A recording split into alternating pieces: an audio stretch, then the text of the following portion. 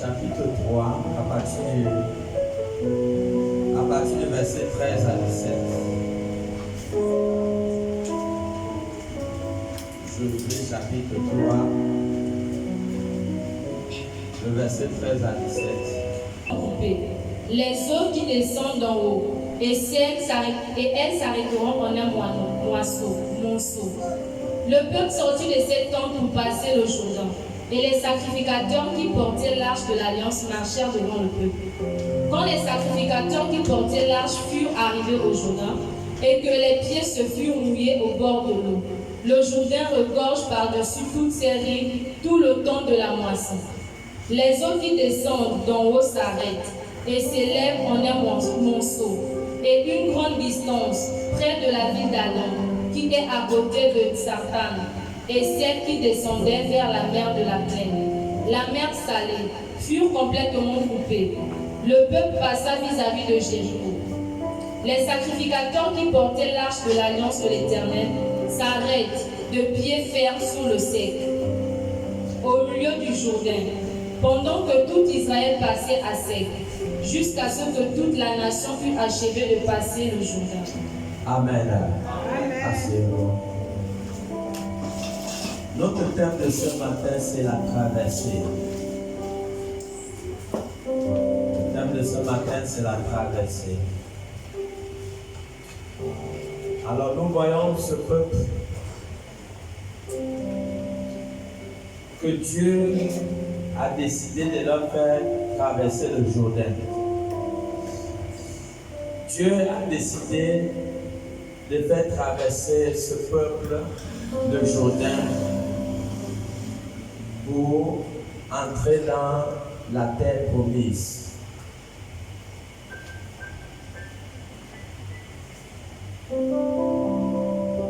Ce n'était pas facile pour eux. Tous leurs pères qui étaient sortis avec eux de l'Égypte étaient tous morts dans le désert. Et Dieu, par sa main puissante, va devoir ouvrir le Jourdain pour faire traverser son peuple dans la terre promise.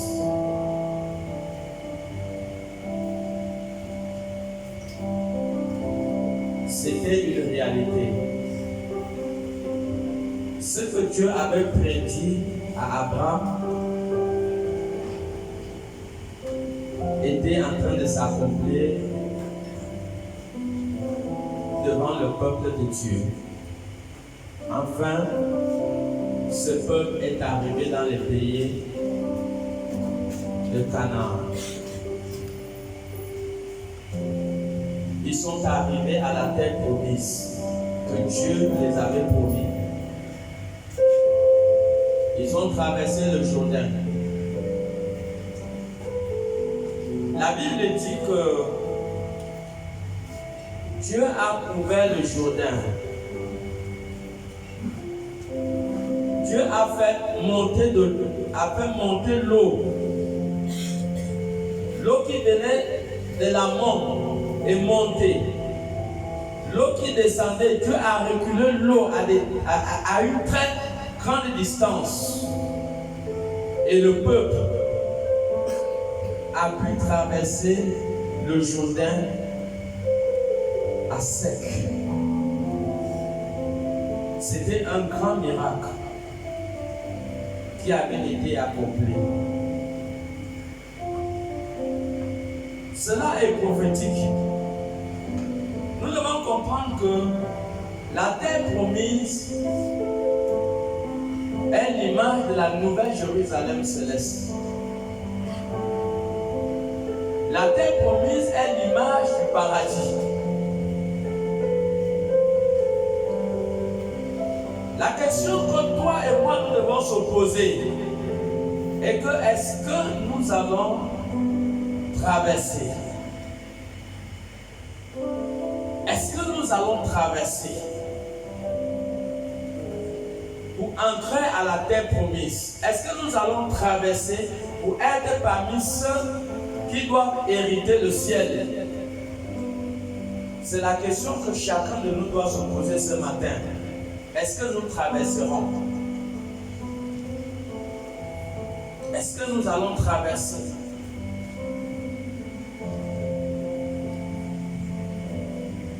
Ceux qui ont traversé n'étaient pas seulement que des enfants qui sont nés dans le désert.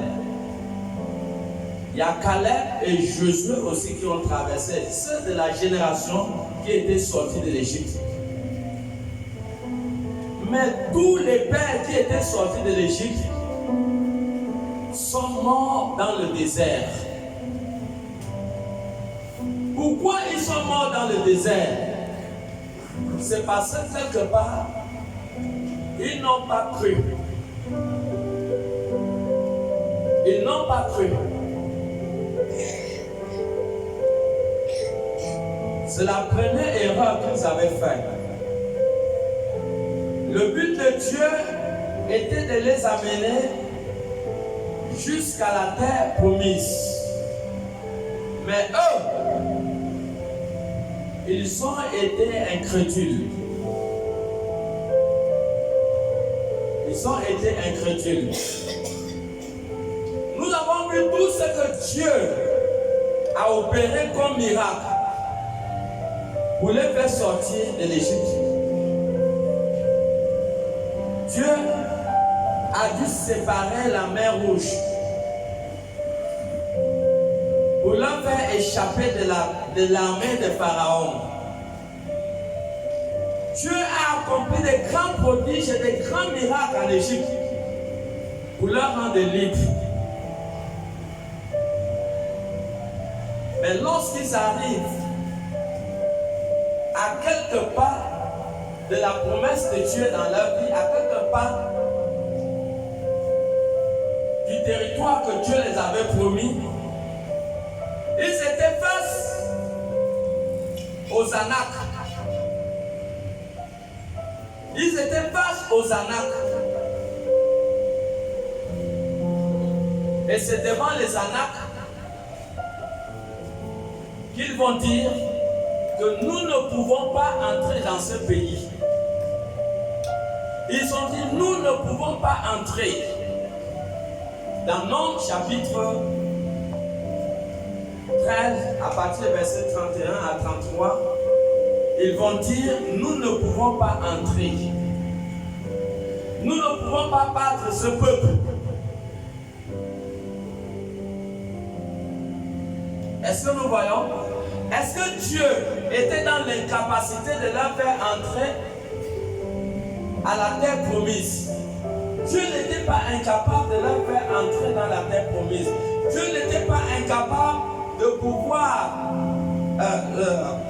détruire les Anaks qui étaient devant eux. Dieu avait ce pouvoir. Mais eux, ils n'ont pas cru. Ils se sont dit qu'ils ne peuvent pas entrer. Et c'est la première erreur qu'ils ont commise, qui les ont empêchés de traverser ce Jourdain pour entrer dans la terre promise. Et c'est l'erreur que beaucoup de chrétiens commettent aujourd'hui. Ne pas croire véritablement au Dieu qui marche avec toi. Ne pas croire que Dieu a la possibilité de faire face à l'adversité dans ta vie. Ne pas croire que tu peux avancer dans ta vie, que ta situation peut changer. C'est l'erreur. Ne pas croire que Dieu a le pouvoir de te sauver. C'est l'erreur. Ne pas croire que Dieu a le pouvoir de te sauver, de t'amener au niveau que tu ne t'attendais pas, peut constituer un frein au programme de Dieu dans ta vie. Cela a été un frein.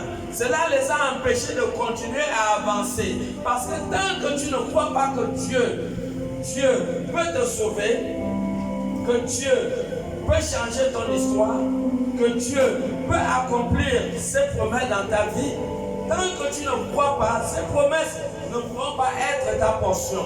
Donc tu dois croire que Dieu a le pouvoir de te sauver. Tu dois croire que Dieu a le pouvoir de changer ton histoire. Tu dois croire que Dieu a la capacité de te guérir, de t'amener au point A, au point B. Tu dois croire à cela. Tout ce que le peuple avait besoin, ils avaient besoin simplement de croire que Dieu avait le pouvoir de combattre contre les Anaks et de leur faire traverser l'autre côté pour arriver à la terre promise. Mais ils n'ont pas cru. Ils n'ont pas cru au Dieu qui avait déjà fait des miracles auparavant avec eux. Et cela a été le problème qui les a amenés à rater la terre promise. Toute incrédulité de ce que Dieu peut faire dans ta vie peut causer beaucoup de problèmes dans ton alliance avec Dieu. Cela a causé beaucoup de problèmes dans la vie du peuple.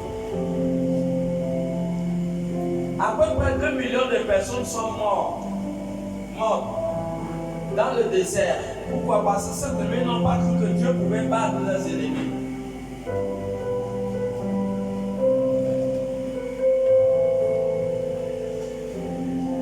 Qu'est-ce qui fait face à ta vie aujourd'hui?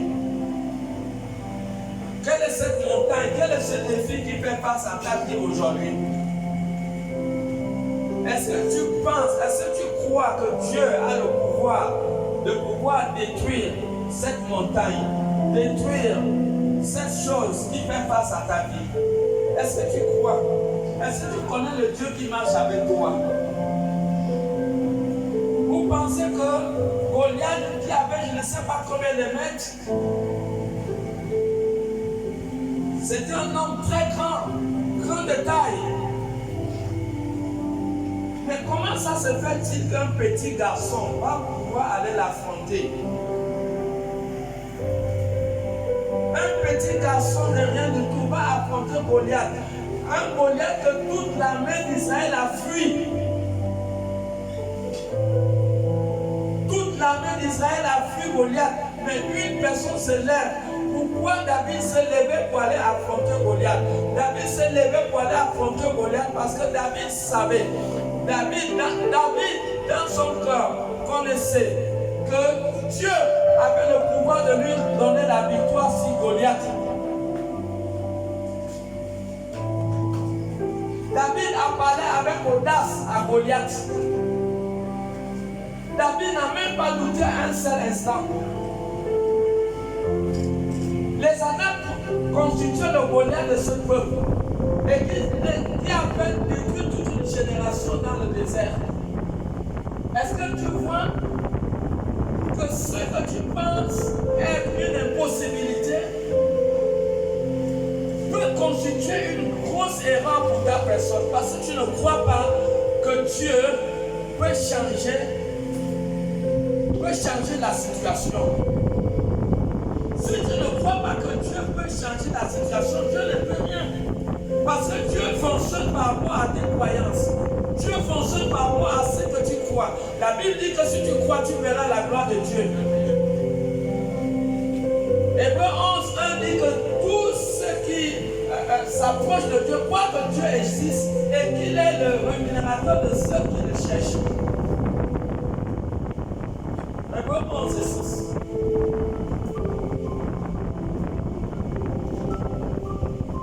Hébreux 11:6 est écrit: Or, sans la foi, il est impossible de lui être agréable. Il est impossible de lui être agréable. Car il faut que celui qui s'approche de Dieu, quand tu marches avec Dieu, croit que Dieu existe. Tu dois croire que tu marches avec un Dieu de possibilités. Et qu'il est le rémunérateur. Et il est la récompense de ceux qui le cherchent. Il est la récompense de ceux qui le cherchent. Tu dois croire que Dieu existe. Quand Quand David va affronter Goliath, David savait qu'il devait faire que Goliath.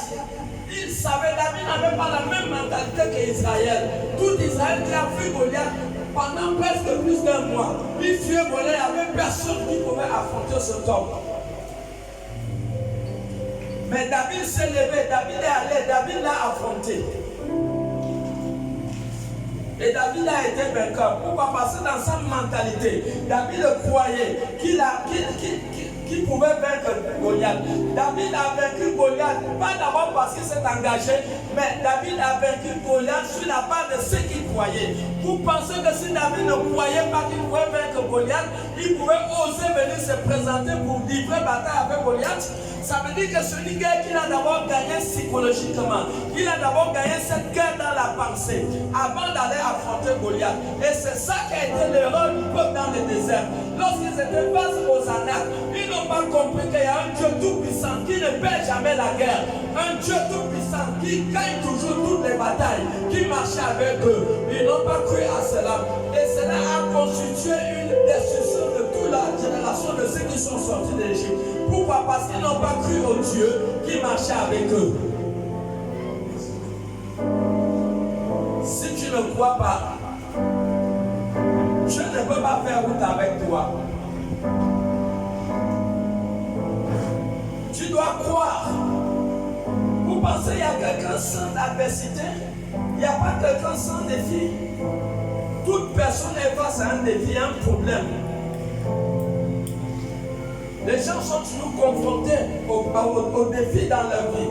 Mais si Dieu est avec toi, tu dois croire que tu es un vainqueur. Amen. Tu dois croire que tu es un vainqueur. Romains 8:37 dit que nous sommes plus que vainqueurs par celui qui nous a aimés. Et c'est ce que nous sommes. Nous sommes plus que vainqueurs par celui qui nous a aimés. Ils n'ont pas cru. Et ils ont perdu ce que Dieu avait promis dans leur vie. Ce sont leurs enfants qui ont pu traverser, aller dans les territoires que Dieu avait promis. La deuxième erreur que ce peuple a faite, ils se sont levés. La parole de Dieu déclare que dans Nombre 14, que quand ils ont eu peur des Anacs, ils se sont levés, ils ont commencé à parler mal de Moïse. Ils ont commencé à parler mal d'Aaron. C'est la deuxième erreur qu'ils ont faite. Il y a beaucoup de personnes qui ne pourront jamais aller au ciel. Parce qu'ils ont ouvert leur bouche pour parler mal au coin de Dieu. Beaucoup aujourd'hui ne partent plus dans des églises parce qu'ils ont eu à confronter un homme de Dieu un jour. Et cela les a découragés. Ils sont allés s'asseoir à la maison. C'est la deuxième erreur que le peuple a fait. Nombre 14, 1, 2.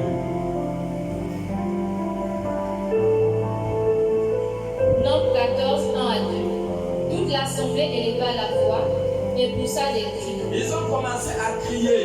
Et le peuple pleura pendant la nuit. Ils ont pleuré toute la nuit. Tous les enfants d'Israël murmurent contre Moïse. Ils ont commencé à murmurer contre Moïse et Aaron. Et toute l'assemblée leur dit: que ne sommes-nous morts dans le pays d'Égypte? Ou que ne sommes-nous morts dans ce désert? Arrête-toi là. À chaque moment que le peuple se lève pour parler mal contre ce que Dieu a établi,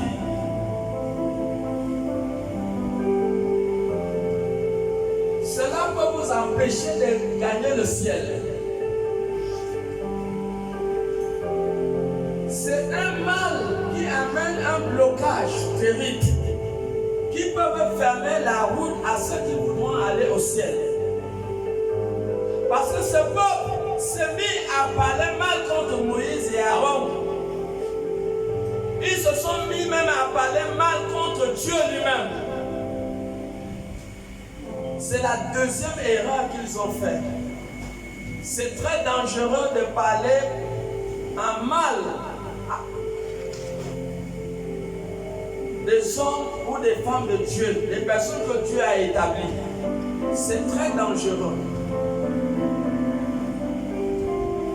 À chaque moment que des personnes se lèvent pour parler mal contre les hommes de Dieu, cela frustre le cœur de Dieu dans le ciel. C'est toutes ces choses qui ont fait en sorte que ce peuple ne puisse pas traverser pour aller à Canaan, pour aller plutôt dans à la terre promise. C'est toutes ces choses. De un, le doute, ils n'ont pas cru en Dieu. Ils n'ont pas cru que Dieu pouvait détruire les Anaks. De deux, ils se sont levés pour attaquer Moïse et Aaron.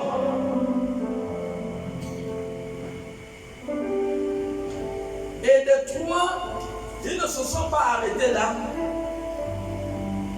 Ils se sont levés maintenant pour pouvoir la lapider. Le verset 10 à 11.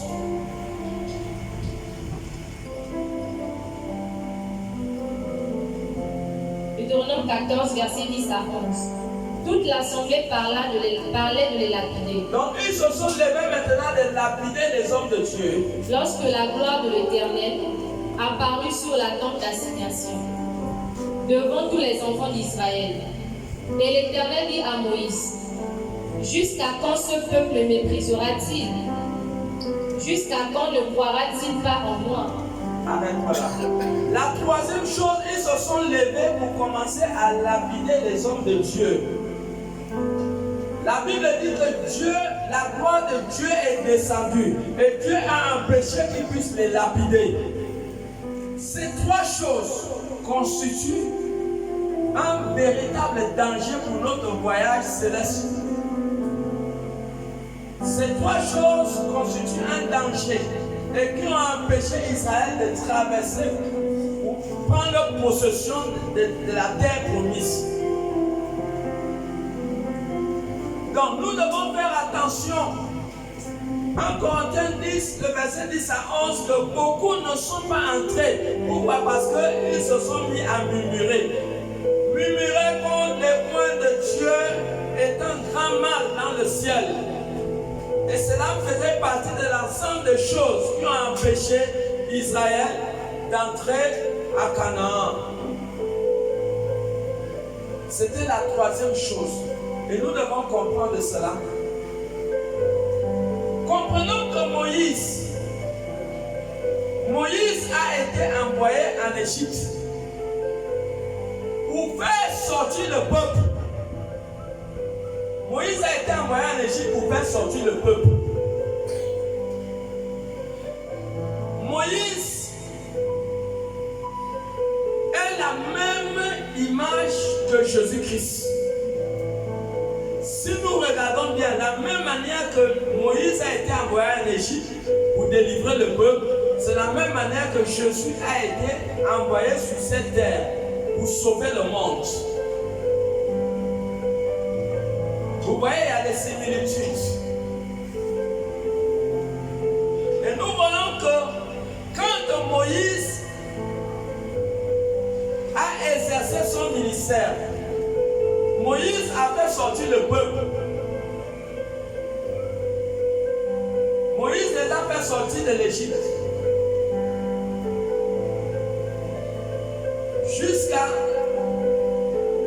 Jusqu'à dans le désert. Mais Moïse n'a pas pu faire entrer le peuple à la terre promise. Moïse est mort. Moïse est mort et une autre personne a pris le relais pour faire traverser le peuple de Jourdain pour les amener dans la terre promise. Qu'est-ce qui a causé la mort de Moïse? La source de la mort de Moïse était le peuple. La source de la mort de Moïse était le peuple. Regardons Jésus. est mort. Qu'est-ce qui a causé la mort de Jésus? Ce qui a causé la mort de Jésus, c'était toujours le peuple. C'était ce sacrificateur avec les Romains. Les prêtres de l'époque, qui étaient l'auteur de la mort de Jésus-Christ. Jésus sur la croix va dire, tout est accompli. Ça veut dire que Jésus a ouvert la porte du ciel. Jésus a ouvert la porte du ciel. Jésus a fini son ministère. Il dit tout est accompli.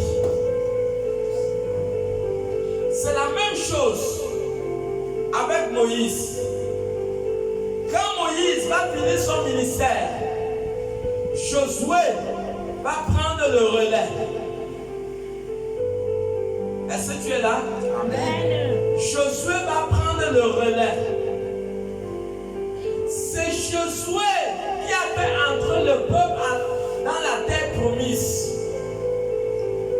Josué a fait entrer le peuple à la terre promise. Regardons.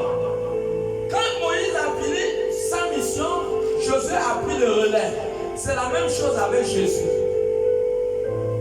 Quand Jésus finit sa mission, les disciples prennent le relais. Les disciples prennent le relais. Et Jésus va dire que de la même manière que le Père m'a envoyé, il dit c'est la même manière que je vous envoie. Le but des disciples était de faire traverser le peuple, les nations, vers la terre promise qui est l'image du paradis. C'était la mission des disciples. Jésus dit de la même manière que le Père m'a envoyé, il dit moi aussi je vous envoie. Nous voyons des similitudes. C'est Josué qui a fait entrer le peuple à Canaan. Et ce sont les disciples aussi ont reçu la même mission. Quand Jésus parle aux disciples dans Matthieu 28, 19 à 20, Jésus dit aux disciples, allez et faites de toutes les nations des disciples. Jésus leur donne l'ordre de faire des nations des disciples.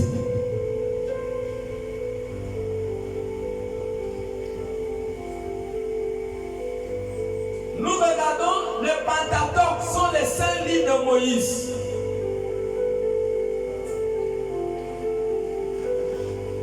Après le Pentateuque, c'est le livre de Josué. Et Josué a fait entrer le peuple à Canaan. Tous les prophètes mineurs, toutes les personnes qui ont exercé le sacerdoce à cette époque se servaient du livre livre de Pentateuque, les 5 livres de Moïse et l'histoire de Josué. Il s'est référé à cela. C'est la même chose avec Jésus-Christ. Jésus a fini sa mission, il a dit tout est accompli. Jésus délègue la mission aux disciples. Les disciples à leur époque, ils ont atteint leur monde. Ils sont morts.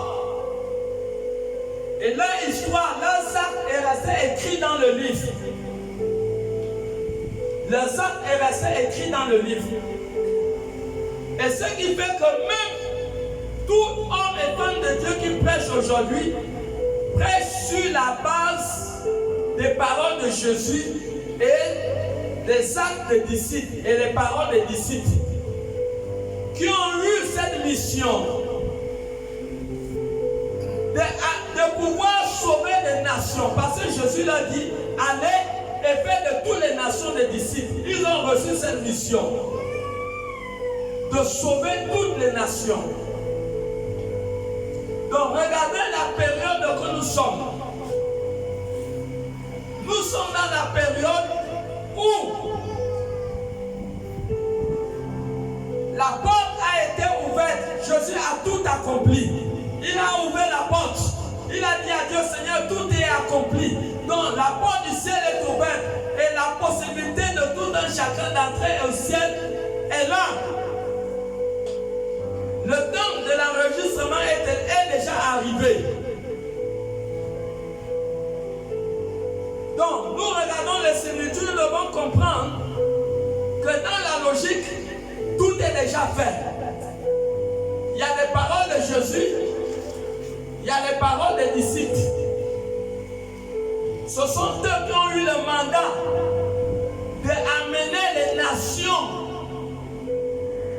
à la conversion, de leur permettre de faire cette traversée du monde au salut. Les paroles de Jésus et les paroles des disciples. Et tout pasteur aujourd'hui sur la terre prêche sur la base des paroles de Jésus et les paroles des apôtres. À l'Ancien Testament, il prêchait sur la base des paroles de Moïse et sur la base des paroles de l'histoire de Josué. Vous voyez, ce sont des similitudes. À ne pas dire qu'il y a encore beaucoup de temps, non. Ne dis pas qu'il y a encore beaucoup de temps, tout est déjà accompli. Tout a été accompli au premier siècle, en l'an 33, quand Jésus-Christ est mort. Jésus a ouvert la porte du ciel et il a donné la possibilité à tout un chacun de pouvoir traverser et d'être sauvé.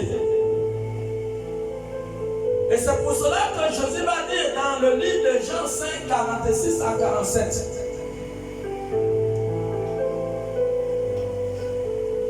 Jean 5, 46 à 47.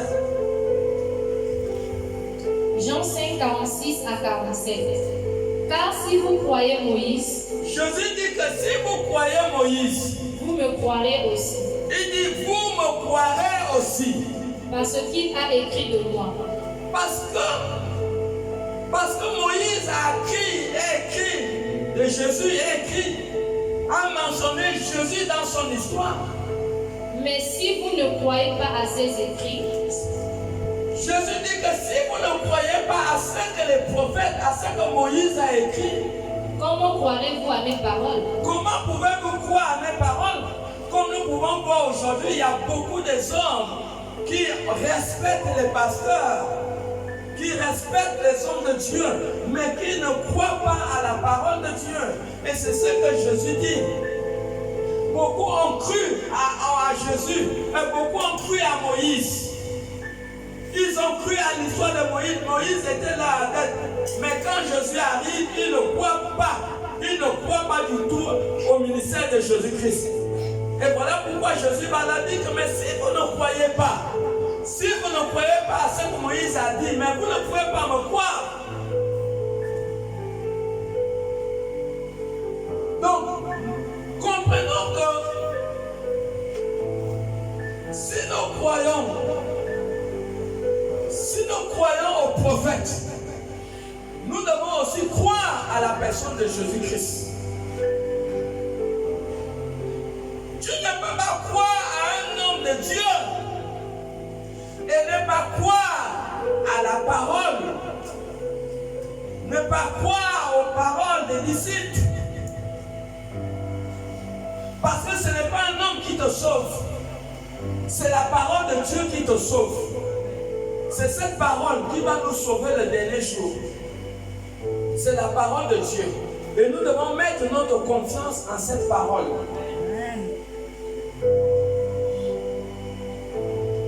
Si tu mets ta confiance en un homme et que tu désobéis à la parole, C'est comme une rébellion vis-à-vis de ton Dieu.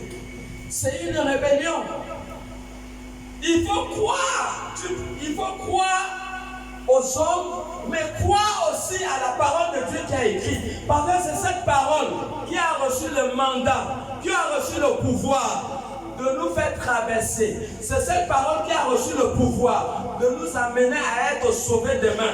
Et c'est cette parole que tous ensemble, nous devons porter notre regard vers cette parole.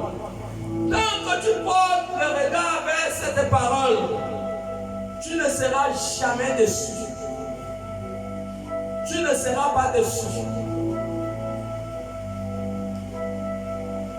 Cette parole a le pouvoir de te sauver.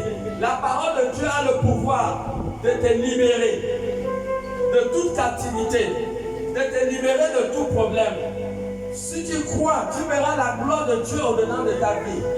Ne compte pas sur tes propres forces, sur tes propres capacités. Non, mets ta confiance à la parole de Dieu.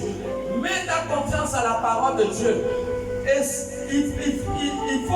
il faut te familiariser avec cette parole. Il faut entrer en alliance avec la parole de Dieu. C'est à partir de là qu'elle sera productive au-dedans de ta vie. Tu dois te familiariser avec la parole de Dieu. Tu dois croire à la parole de Dieu. Lorsque tu crois à la parole de Dieu, c'est à partir de là que tu auras des résultats. Mais si tu ne crois pas, si tu marches avec Dieu, avec les doutes, comme ce peuple a fait, il a marché avec des doutes, et beaucoup ne sont pas entrés dans la terre promise. Ne faut pas avoir des doutes quand tu marches avec Dieu. Tu dois croire que Dieu est puissant, que Dieu a le pouvoir de résoudre ton problème. Tu dois croire à la parole de Dieu, croire que demain, moi je serai sauvé. Tu dois croire que moi je ne dois pas rater le ciel, je vais traverser pour entrer au ciel. Tu dois croire parce que la porte est déjà ouverte. La porte du ciel est déjà ouverte. Jésus l'a ouvert lorsqu'il est mort. Il a dit tout est accompli. Il a accompli sa mission. Jésus a accompli sa mission. Maintenant, la balle est maintenant de notre camp. Chacun de nous, avec sa foi, doit s'engager maintenant pour traverser, pour être sauvé. Traverser en obéissant à la parole de Dieu, en croyant à cette parole, en croyant au Dieu invisible qui marche avec toi.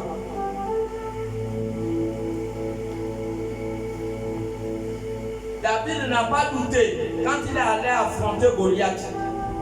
Il a cru que Dieu avait le pouvoir de lui donner la victoire. Et dans cette mentalité que nous devons marcher aujourd'hui, tu ne dois pas douter. Ne doute pas. Engage-toi, ayant confiance en Dieu. Mets ta confiance en Dieu. Si tu mets ta confiance en Dieu, Dieu ne va jamais te décevoir. Dieu ne déçoit jamais les personnes qui mettent leur confiance en lui. Il est le Dieu qui commence, il est le Dieu qui agit même à la dernière minute. Même à la dernière minute, ne pense pas que Dieu va te laisser tomber. Dieu n'a jamais laissé tomber tous ceux qui ont marché avec Dieu, à tous ceux qui ont marché avec lui. Même à la dernière minute, Dieu a toujours intervenu à leur faveur. Et pourquoi Dieu ne le fera pas dans ta vie? Dieu le fera. Si tu mets ta confiance à lui, tu verras, peu importe la situation que tu traverses, tu verras que Dieu va intervenir. Et c'est ce que nous parlons aujourd'hui. Si tous ceux qui sont nés dans le désert ont pu traverser le Jourdain, c'est parce qu'ils ont eu confiance. Ils ont mis la confiance en Dieu. Et c'est cette confiance qui a permis qu'ils puissent entrer dans la promesse de Dieu.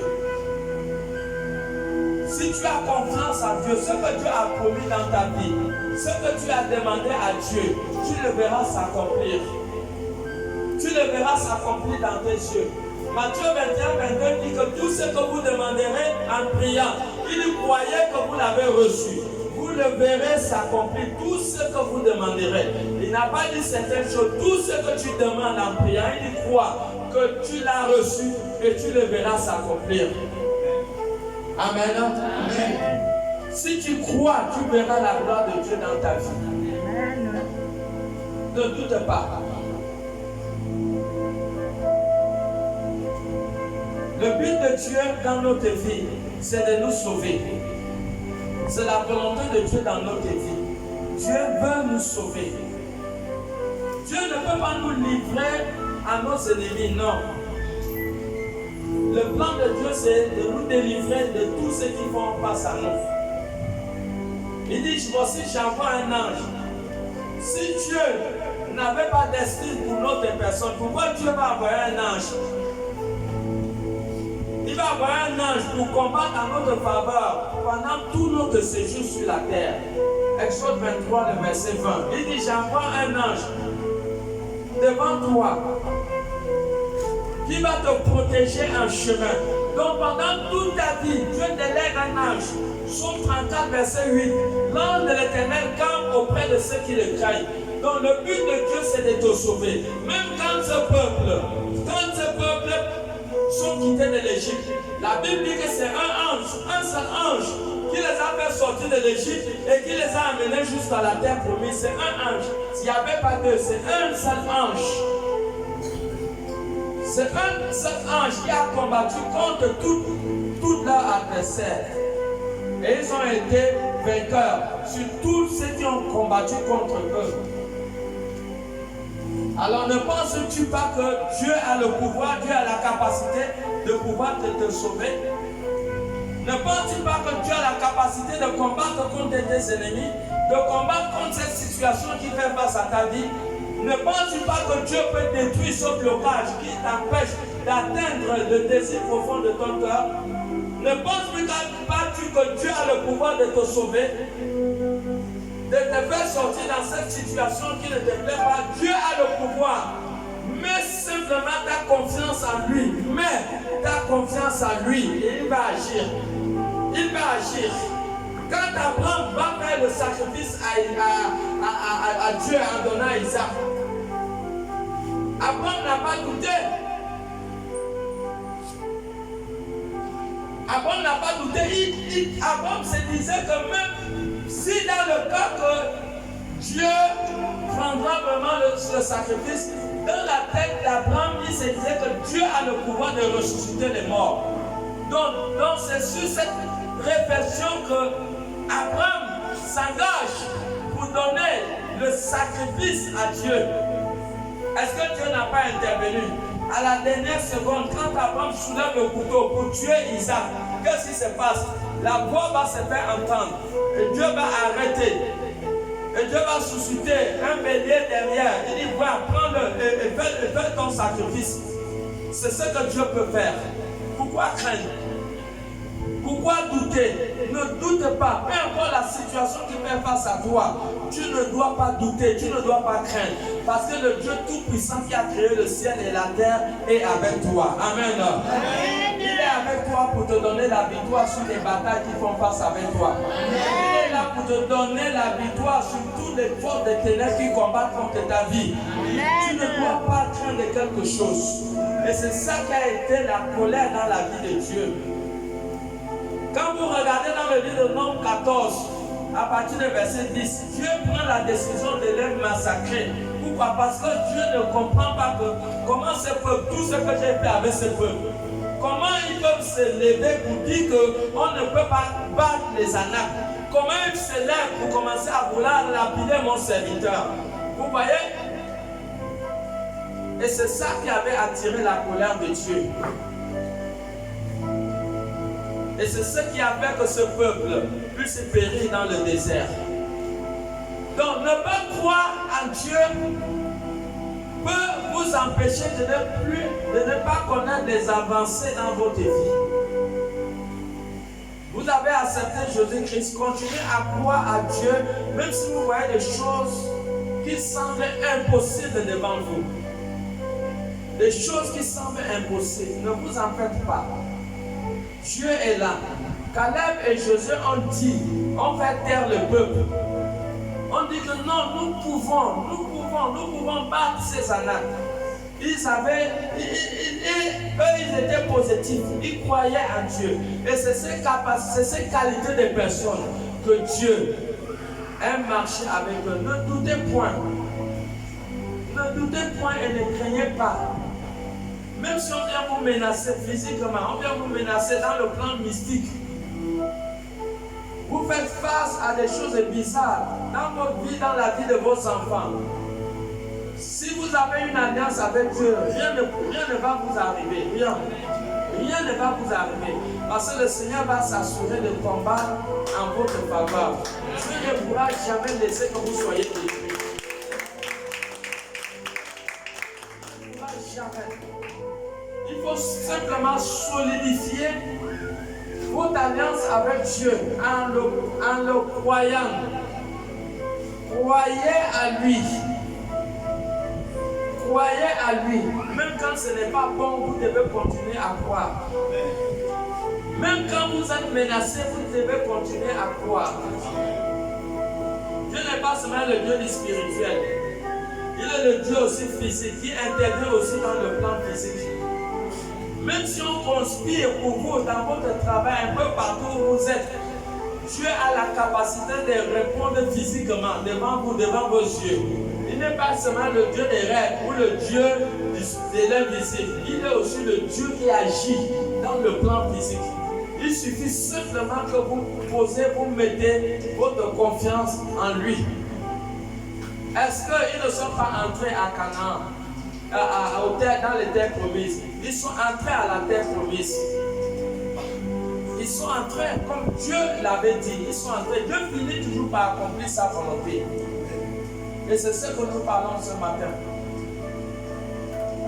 Donc que personne ne se décourage. Que personne ne fasse marche arrière.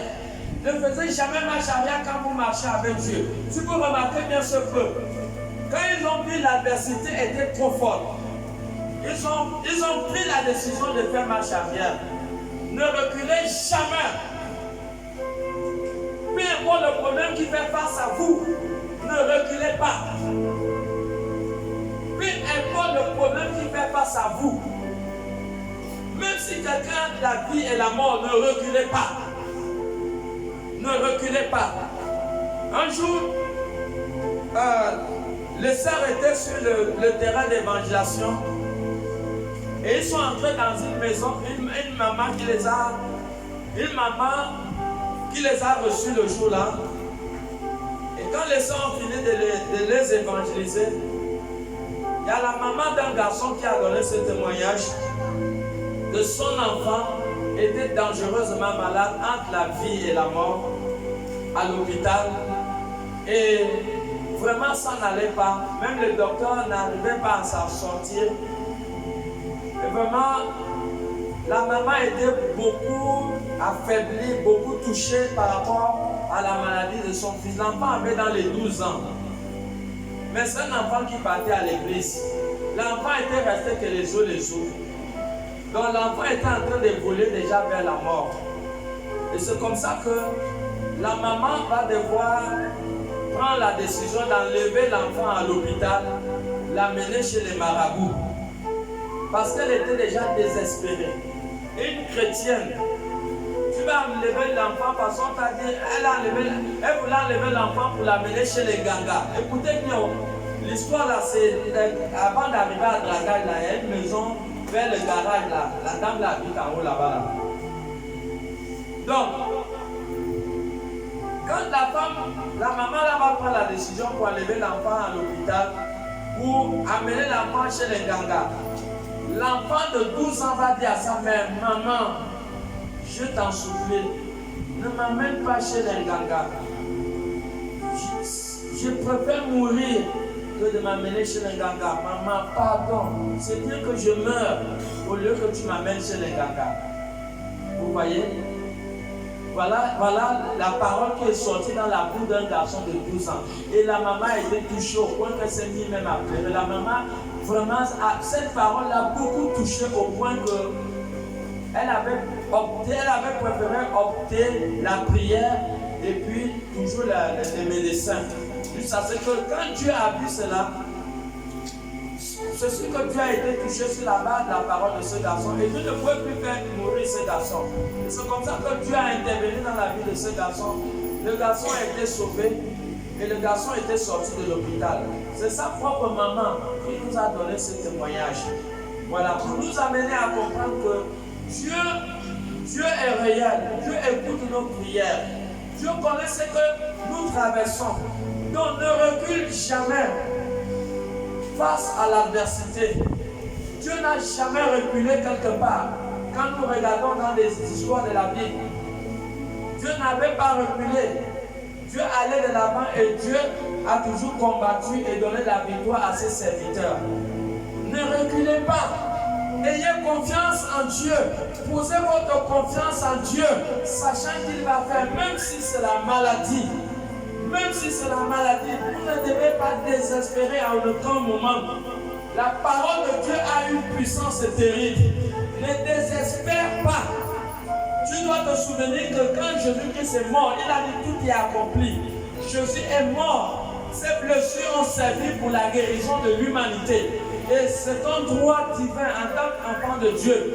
Tu dois savoir que Jésus, quand Jésus est mort là, nous avons été guéris par ses blessures. Nous avons été guéris. Donc tu as une force. Tu as une force, tu as un espoir. L'espoir, c'est Ésaïe 53, c'est par le dessus de Jésus. Nous avons été guéris. Pourquoi tu vas désespérer? Tu dois être confiant, être fort et aller de l'avant. Réclamer ta restauration, réclamer ta guérison. Et c'est ainsi que tous ceux qui ont marché avec Dieu ont agi. Ils avaient un mental fort. Ils n'avaient jamais reculé. La Bible dit que celui qui met la main à la charrue et regarde en arrière n'est pas digne de Dieu. Luc 9, le verset 62. Ne regarde jamais en arrière lorsque tu marches avec Dieu. Ce peuple, lorsqu'ils ont vu les anathèmes, ils ont pris la décision de retourner en arrière. Et c'est là où Dieu aussi a pris la décision que vous allez mourir dans le désert. Ils n'ont pas pu traverser l'autre côté. Ils n'ont pas traversé. Pourquoi? Parce qu'ils n'ont pas cru. Est-ce que nous voyons? Lorsque nous ne croyons pas, nous nous faisons à nous-mêmes du mal. Tout est accompli. C'est ce que Jésus-Christ a dit. Tout est accompli. Les disciples ont fait leur part. Jésus les a dit, allez et faites de toutes les nations des disciples. Ils ont évangélisé et tout leur travail a été écrit. Ils sont morts, mais leur parole est vivante. Leur parole continue à enregistrer les gens pour le ciel jusqu'à aujourd'hui. Les paroles de Jésus, les paroles des disciples dans le livre qu'on appelle la Bible, continuent à faire traverser les gens du monde au salut aujourd'hui. Parce que les paroles du Seigneur sont toujours vivantes jusqu'au jour d'aujourd'hui. Et voilà pourquoi nous devons comprendre que tout est accompli. Ne pensez plus qu'il y aura encore d'autres événements qu'on va dire non, il y a tel prophète, non. Il y a eu Moïse, les 5 livres de Moïse, plus Josué, qui avait entré le peuple à la terre promise. Il y a eu Jésus, il y a eu aussi des disciples. Voilà, ce sont des histoires pareilles. Pareil, eux tous ils sont morts de la même manière. Les causes étaient presque les mêmes choses. C'est à cause des hommes que Jésus a été tué, à cause aussi des hommes que Moïse est mort. Les histoires sont pareilles. Donc ne pensons plus que nous attendons encore de nouveaux événements. Non, la porte est ouverte maintenant. Genèse 7, 1. La porte est ouverte. Donc le temps que nous sommes, c'est le temps où on est en train d'enregistrer les paroles de Jésus et les paroles des disciples écrites dans le livre est en train d'enregistrer les gens pour le ciel. En ce moment, la porte du ciel est ouverte. Jésus l'a ouverte quand il est mort. Il a dit tout est accompli. Maintenant, tout homme, toute femme a cette possibilité de pouvoir maintenant traverser, pour pouvoir entrer maintenant et être parmi ceux qui vont être sauvés maintenant. Le temps est encore dans Hébreux 4, 1. Le temps est encore, la porte est encore ouverte. Il y a la possibilité d'entrer encore. la possibilité d'entrer encore, oui. Hébreux 4.1. Hébreux 4.1. Craignons donc, tandis que la promesse d'entrer dans son corps subsiste encore. Voilà, la promesse d'entrer dans son corps, d'entrer dans son repos subsiste encore. La promesse d'entrer dans son repos subsiste encore. Qu'aucun de vous ne paraisse être venu trop tard. Que personne ne paraisse venu trop tard. Voilà, donc la porte est encore ouverte. La porte, Genèse 7.1, la porte est encore ouverte. La porte est encore ouverte pour tout un chacun. Je reprends. Il y a eu les Pentateuques, les 5 livres de Moïse, plus Josué. Il y a eu les paroles de Jésus et les paroles des disciples. Les paroles des disciples, c'est on est d'accord que tout pasteur sur la terre, prêche sur la base des paroles de Jésus et la parole des disciples. C'est sur ça que nous prêchons. Les disciples même ils ont prêché, ils ont laissé leur histoire, leur parole, mais leur parole est vivante. Et c'est sur cette base des paroles que nous communiquons. Et le but de ces paroles, c'est pour enregistrer les gens au ciel, pour enregistrer les gens qui doivent être sauvés demain. Pour traverser la même manière que ceux qui sont nés dans le désert ont traversé pour la terre promise, c'est la même manière que chaque croyant aujourd'hui doit comprendre que la porte est encore ouverte, que personne n'arrive en retard. La même manière que Dieu a ouvert la porte de l'arche, que la porte de l'arche était ouverte, il a dit à Noé d'entrer dans l'arche. C'est la même manière qu'aujourd'hui, les paroles de Jésus et les paroles des disciples, les hommes sont en train de les prêcher aux nations, que les nations comprennent que le temps d'entrer maintenant dans l'arche est arrivé. L'arche de Dieu aujourd'hui est l'image de l'Église. Les portes du ciel aujourd'hui est l'image aussi de l'Église. L'Église constitue la porte qui va conduire les nations vers la nouvelle Jérusalem céleste. L'Église est la porte qui conduit les nations vers la nouvelle Jérusalem céleste. Hébreux 4.1 nous a dit que la porte est encore ouverte, mais que personne n'arrive en retard. Mais nous savons que la même manière que la porte de l'arche était ouverte, c'est la même manière que la porte aujourd'hui du ciel est disponible encore pour tout homme et pour toute femme. Genèse 7.1. Genèse 7.1. L'Éternel dit à Noé. L'Éternel dit à Noé. Entre dans l'arche. Entre dans l'arche. Toi et toute ta maison. Toi et toute ta maison. Car je t'ai vu juste devant moi. Je t'ai vu juste devant moi. Parmi cette génération. Voilà, une seule catégorie de personnes qui vont entrer dans l'arche de Dieu. Ce sont des hommes et des femmes justes. Des hommes et des femmes justes. Voilà. Noé était le seul juste qui est entré dans l'arche. Et aujourd'hui, la porte de l'arche est ouverte. La porte du ciel est ouverte. Et la possibilité de tout homme, toute femme qui est entré est encore là. C'est encore disponible. C'est encore disponible.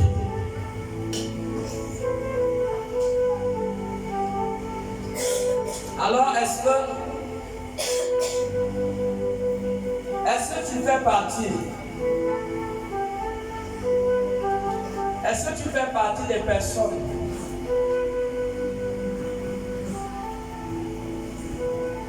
qui entrent, des personnes qui prennent la décision de ne pas rater le ciel? Est-ce que tu fais partie des personnes qui prennent la décision de ne pas rater le ciel, de croire en Dieu et d'être engagé, de ne pas rater le ciel et demain? Tout est déjà accompli. Tout est accompli. Vous-même regardez les événements dans le monde. Tout est accompli. Si tu es là et que ton nom n'est pas encore enregistré, tu dois déjà te faire enregistrer. Fais-toi enregistrer en étant un peu plus sérieux, en t'engageant dans ton âme et conscience, en prenant la décision d'abandonner les voies qui ne sont pas de Dieu, d'abandonner toute vie qui n'est pas de Dieu. Prends la décision de commencer une vie nouvelle avec le Seigneur. Prends la décision de commencer une vie nouvelle avec le Seigneur. Pour que ton nom soit enregistré dans le ciel. Apocalypse 20, 13, 14.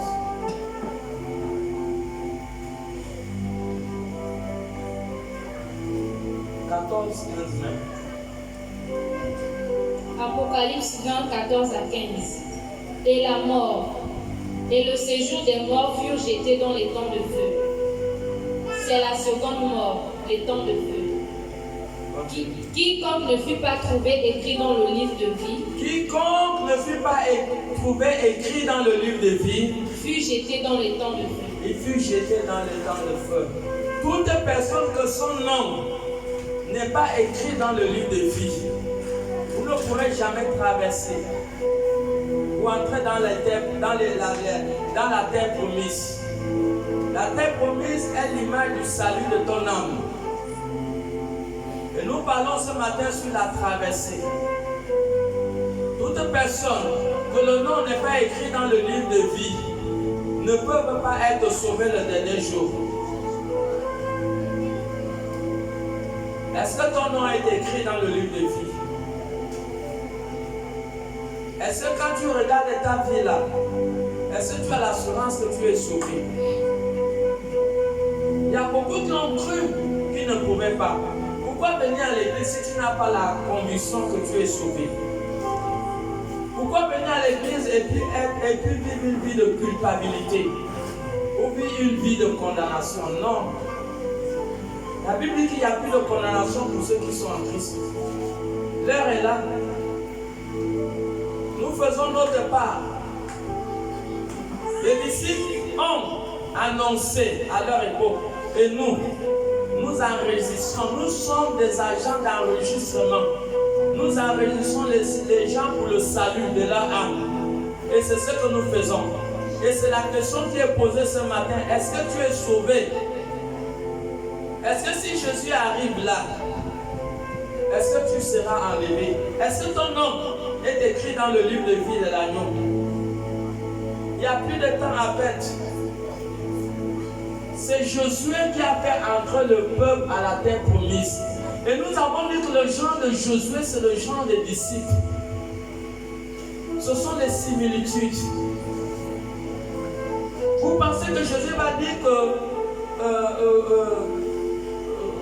que tous ne mourront pas sans que vous voyez l'avènement du Fils de l'homme? Jésus s'adressait à ses disciples à l'an 33.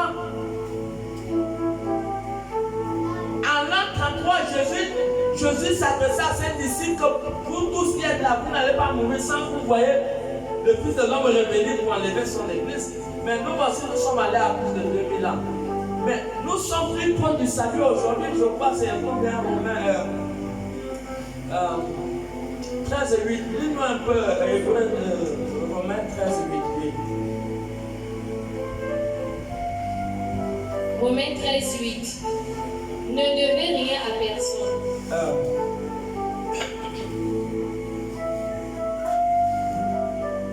Continue un peu la lecture.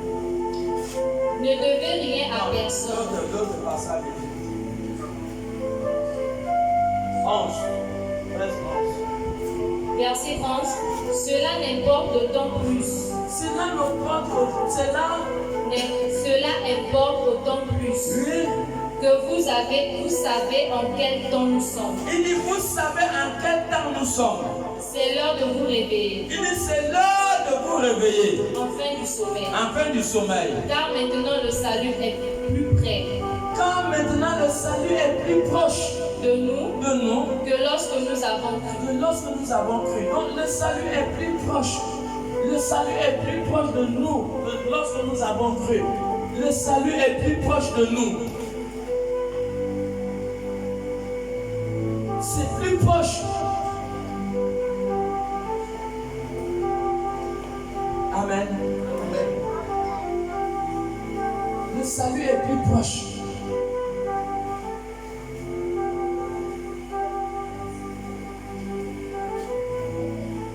Donc voilà pourquoi, si ton nom n'est pas écrit dans le livre de vie. Tu dois le faire.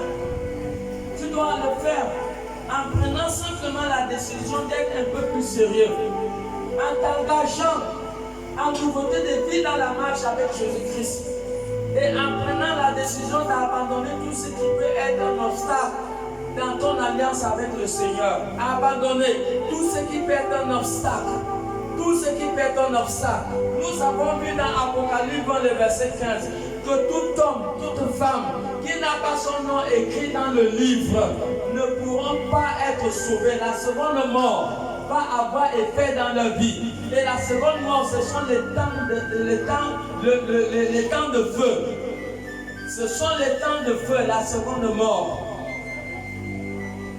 Aujourd'hui, la parole est prêchée. Oui, c'est comme la blague, l'amusement. Oui, certains le prennent pour la blague pour une perte de temps. Oui, mais nous devons savoir l'importance de cette parole et l'heure que nous sommes. Nous devons savoir l'heure que nous sommes. La Bible nous a dit que le salut est plus proche. C'est plus proche que lorsque nous avons accepté Christ hier. Nous sommes plus proches du salut aujourd'hui qu'à aucun autre moment. Amen. Donc on va s'arrêter par là, mais quand nous allons entrer dans